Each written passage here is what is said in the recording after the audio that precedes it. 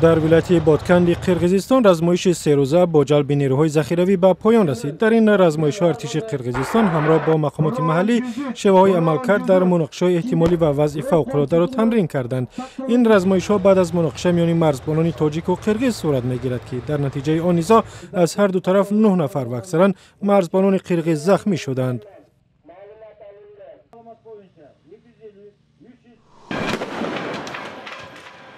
ماموران پلیس اوکراین برای پراکنده کردن تظاهرگران در شهر کیف از تیرهای رزینی و گاز اشک‌آور استفاده بردند.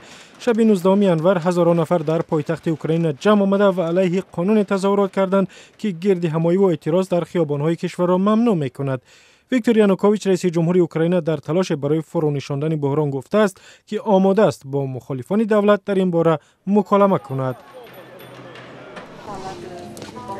در شهر باکو پایتخت آذربایجان هزاران نفر از مردم این کشور مجمع یادگاری به خاطر قربانیانی حوادث 20 ینوری سال 1990 را زیارت کردند. در آن زمان تقریبا 26,000 از سربازان شوروی در عملیات به ضد نیروهای استقلال‌خواه آذربایجان تقریبا 200 نفر را کشتند. این حادثه را در آذربایجان با نام январи سیاه یاد می‌کنند.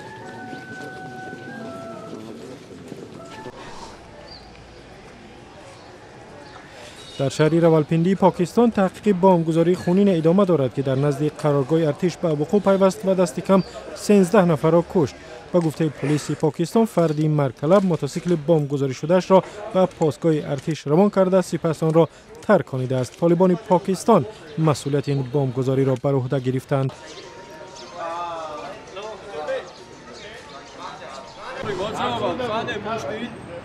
در گرجستان اعضای سازمان زیست محیطی مشتی سبز علیه ادامه استخراج معدن‌های طبیعی از کان طلای سکدریسی تظاهرات کردند. کان مذکور 5000 سال دارد و تاکنون همچون یادگاری تاریخی محافظت میشد، اما سال 2013 حکومت گرجستان آن را از فهرست یادگاری‌های تاریخی خارج کرد و به شرکت ارجیم گولد اجازه داد که استخراج معدن از کان را شروع کند.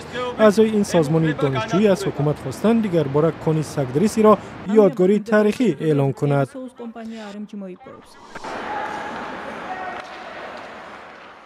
در ترکمنستان نخستین بار مصابیقاتی خاک‌کئی برگزار شد و موسم اولی بازی‌ها هم به پایان رسید. تمامی دسته‌های خاک‌کئی در ترکمنستان را نهادهای حکومتی از جمله وزارت‌ها سرپرستی می‌کنند. در این کشور که 80% بیابان است، حتی در زمان شوروی هم دسته‌های خاک‌کئی وجود نداشت.